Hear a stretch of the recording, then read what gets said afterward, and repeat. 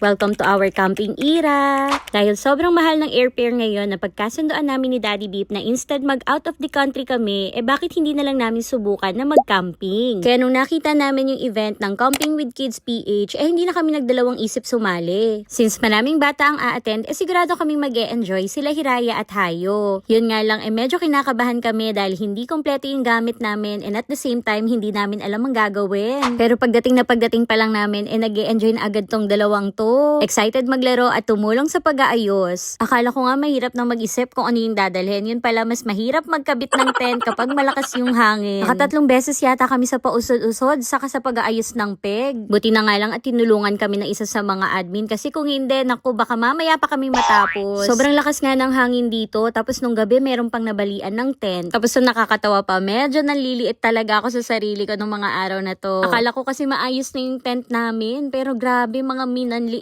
yung tent namin sa mga kapitbahay namin. Imagine 3 days kaming nandito tapos magsisiksikan kami sa napakaliit na tent. Kaya medyo naawa ako sa kids. Buti na lang talaga at marami silang naging kalaro. Kaya palagi silang naglalaro sa labas at naandoon sa dagat. Meron nga din silang inihandang activities para ma-strengthen yung bonding ng mga families na nandito. And as a first timer, masasabi kong sulit talaga yung punta namin at worth it mag-camping. Though hindi kompleto yung gamit namin, medyo nakakapagod physically, napakainit at medyo inconvenient, very relaxing naman siya sa mind and soul. Ang sarap gumising sa tabi ng dagat, masarap magtampisaw anytime, at syempre masarap din tumambay sa labas at tumingin sa kalangitan tuwing gabi. Buti nga yung mga campsite ngayon medyo kumpleto na, no? Merong common CR, may common kitchen, may area din kung saan pwede kayong mag-plug. At eto nga pinuntahan namin na campsite, kumpleto na din. Kaya masasabi kong kids friendly. Ayun nga lang, medyo hindi maayos yung facilities nila. Need pa talagang i-improve yung CR, pati yung common kitchen. Pero pwede na kesa wala kasi ayoko rin naman talaga ng raw camping. Ang downside lang dito sa may San Juan area, kapag low tide hindi ka talaga makakapag-swimming. Si Hiraya pa naman takot na takot sa starfish. Pero ang kagandahan naman nito, no, mas na-explore nila yung dagat. Ang dami nilang nakitang sea creatures. Kaya nag-e-enjoy din sila pag low tide kasi another learning experience to para sa kanila. At sa mga first time families na gusto ring subukan to, ang mapapayo ko lang mag-invest kayo sa magandang quality ng tent. Yung medyo malaki para hindi mainit. And at the same time, dapat waterproof para pag umulan, safe kayo sa loob. Meron din dapat kayong mga rechargeable pan and rechargeable light. At kung afford nyo, mag-invest din kayo sa mga portable power station. Huwag nyo rin kakalimutan yung first aid kit nyo, insect repellent, and sunscreen. Okay din yung makakapal na airbed para kung mabato dun sa area, hindi nyo mararamdaman. And lastly, manood kayo sa mga vlogs para matuto din kayo sa experience nila. Malay nyo, may makuha kayong tips. Kaya kung hindi nyo pa na-experience mag-camping, naku, subukan nyo kahit minsan lang kasi ang saya rin naman talaga. Pero kung talagang hindi nyo nagustuhan, okay lang. At least, diba, na-experience nyo. Habang maliliit pa yung mga bata at habang may lakas pa tayo para samahan sila sa mga ganitong bagay. Kasi kapag malaki na sila, siguradong hindi na tayo yung gusto nilang kasama. At kung gagawin naman natin to kapag matanda na tayo, baka wala na tayong lakas para makipagsabayan sa energy nila. Kaya subukan nyo to kasi ang gandang addition sa core memories ng kids natin. Sa next video, i-upload ko naman yung second and third camping experience namin. Yes, mga nakatatlong camping kami sa loob ng isang buwan. Ganon kami nag-enjoy. So, ayun lang. Bye-bye!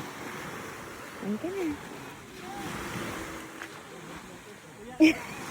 Nakasad ka. Dito ka na lang titira. You don't want to leave? But I like this way. We'll go back next time. Okay?